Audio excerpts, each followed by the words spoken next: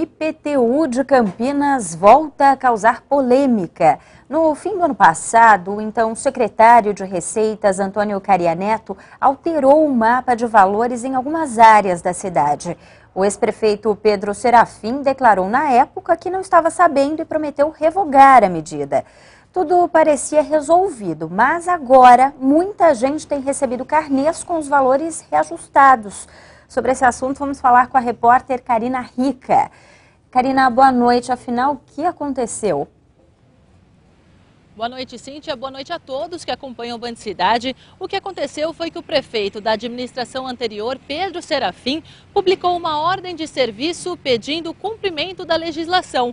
Mas ele não pediu a redução do reajuste do valor do metro quadrado do terreno, que em alguns casos chegou a ultrapassar os 145%. Por isso, muitas pessoas receberam o carnê do IPTU com este aumento. Aqui ao meu lado está o diretor de Receitas Imobiliárias da Prefeitura, Lourenço. Boa noite. O que a Prefeitura vai fazer em relação a isso? Então, a atual administração entende que não houve qualquer vício com relação aos atos praticados durante o exercício de 2012, onde houve a correção do metro quadrado do terreno de alguns imóveis em alguns bairros da cidade. Diante disso, a orientação é de que os contribuintes que tiverem convictos de que a alteração do metro quadrado do terreno está abusiva, que eles entrem com um protocolo de impugnação questionando o valor para que a equipe possa rever o lançamento e, se houver qualquer fundamentação legal ou comprovação de que houve um erro, esses lançamentos serão retificados.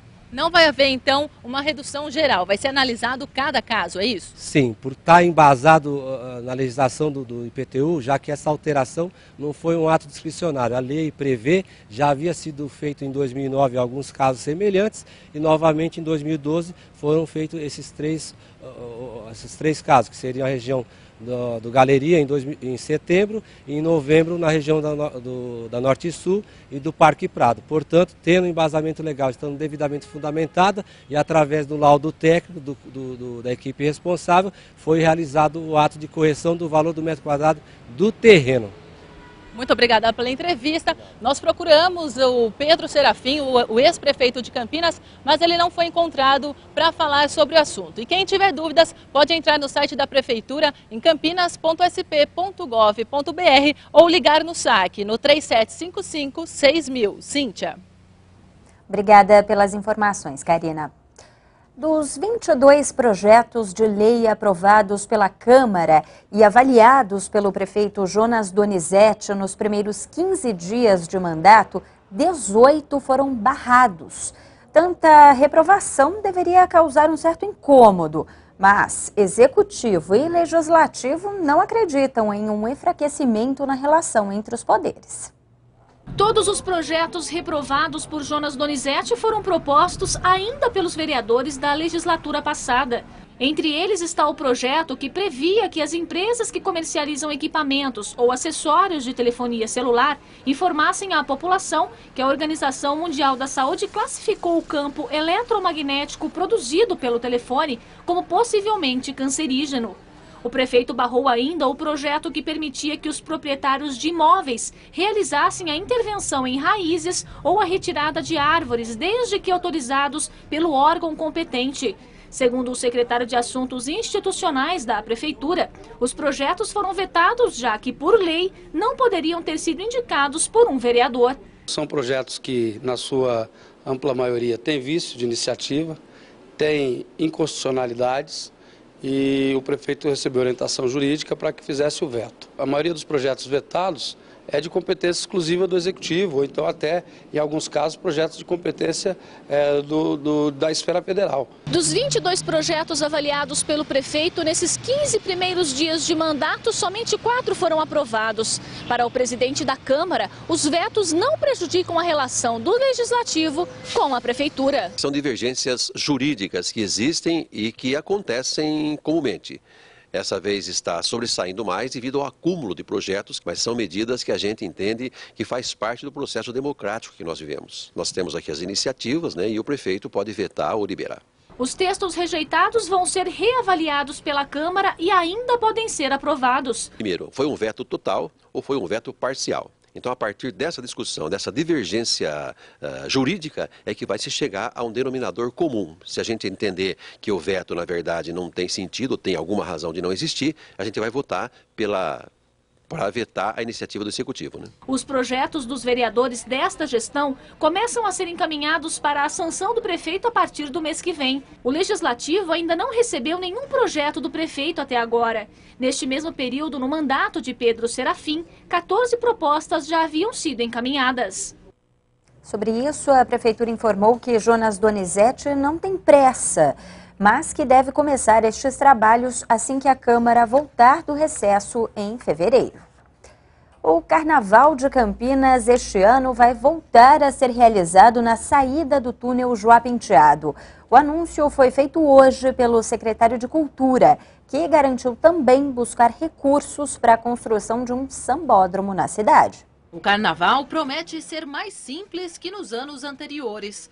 Em 2012 foi descentralizado, mas agora volta a acontecer no túnel Joá Penteado. Os desfiles vão ser realizados na segunda e terça-feira.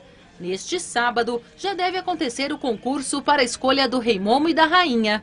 A licitação do Carnaval ainda não está concluída, mas a Prefeitura pretende gastar até R$1.300.000 com a infraestrutura e fazer um repasse de R$609 mil para as escolas. O gasto deve ser de 1/3 em relação aos outros anos. Começa com o seguinte: a previsão de público daquele carnaval era uma previsão de 60 mil pessoas, né? A nossa previsão de público é de 20 mil pessoas. Então você já reduz para 1/3. Então a infraestrutura toda é reduzida. A maior redução de custos vem pela mudança de projeto mesmo. Então não vai ter trio elétrico, que é uma coisa que tem um custo muito alto, né? Não vai ter uma série de atrações que você tinha antes, né? E que encareciam muito o carnaval. O número de barracas de alimentação vai diminuir e passa de 40 para 30. O valor da taxa de ocupação também vai ser menor. O secretário de Cultura promete segurança no Carnaval da Avenida e também nos blocos de rua que acontecem nos bairros. Este ano não haverá competição entre as escolas de samba da cidade. O ideal é competição, né? Porque todos os componentes gostam de ir para a avenida para disputar. Mas as escolas, a maioria resolveu fazer sem competição porque não tem tempo, né, de fazer uma coisa bonita, uma coisa que realmente dá para competir. Mas vamos fazer o melhor. Sem tempo para preparar uma grande folia, o secretário promete começar a organizar o Carnaval de 2014 já em março deste ano e que vai em busca de recursos para a construção de um sambódromo em Campinas. Eu já conversei com o secretário de Turismo, né, o Samuel Rucílio, que está conosco nessa empreitada do Carnaval, né, porque é de interesse da Secretaria de Turismo também, né, e nós combinamos que nós vamos tentar reaver esses recursos, né, e se nós não conseguirmos reaver os próprios recursos, nós vamos tentar outros, né. O importante é conseguir recursos para fazer o Sambódromo de Campinas, né, no prazo mais curto possível. A Secretaria de Trabalho e Renda de Campinas está fazendo um diagnóstico de todas as cooperativas de reciclagem do município. A ideia é visitar cada uma e identificar problemas para depois propor avanços para o setor, como a ampliação da capacidade e melhorias nas condições de trabalho. Hoje a cidade tem 14 cooperativas de resíduos sólidos. A ação segue até a próxima semana. Daqui a pouco, as reclamações de quem depende do transporte público na região de Viracopos.